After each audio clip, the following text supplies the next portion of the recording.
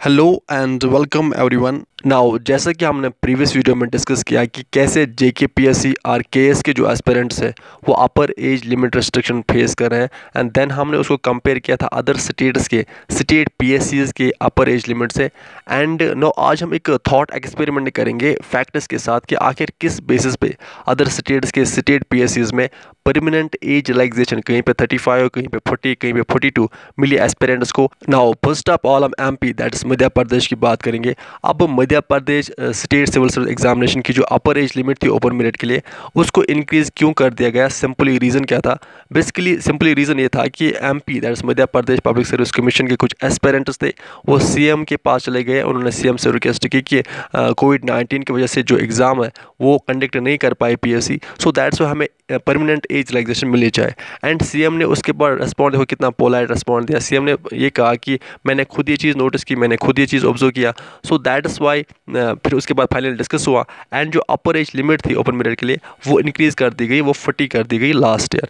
And इससे proof होता है कि कितनी ज़्यादा अटेंशन दी गई इन बच्चों की बातों को and which is really staggering and outstanding. And same UP में हुआ, अरुणाचल प्रदेश में हुआ, राजस्थान में हुआ। नो अब क्यों इंक्रीज़ किया गया? बिकॉज पीएससी को रेगुलरली और ईयरली बेसिस पे एक स्टेट का जो सिविल सर्विस एग्जामिनेशन होता है उसको कंडक्ट कराना होता है।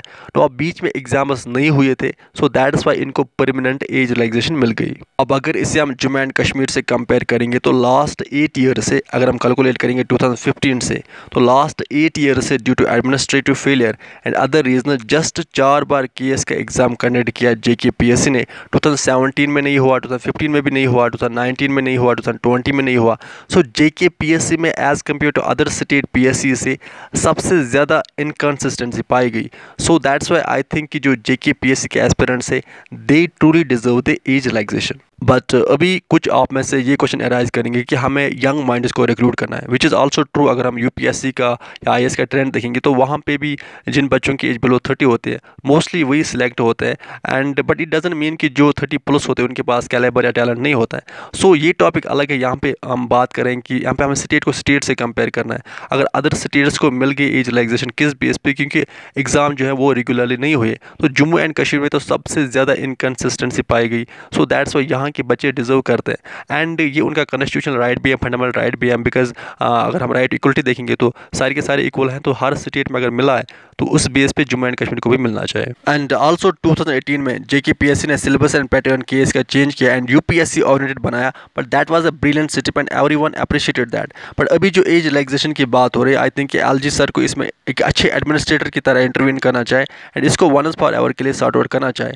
Now let us hope for the best. With this हम इस सेशन को कंप्लीट करते हैं। आप कंटिन्यूसली अच्छे से पढ़ाई करते रहे, अपने पेरेंट्स का ख्याल अच्छे से रखिए। Good bye.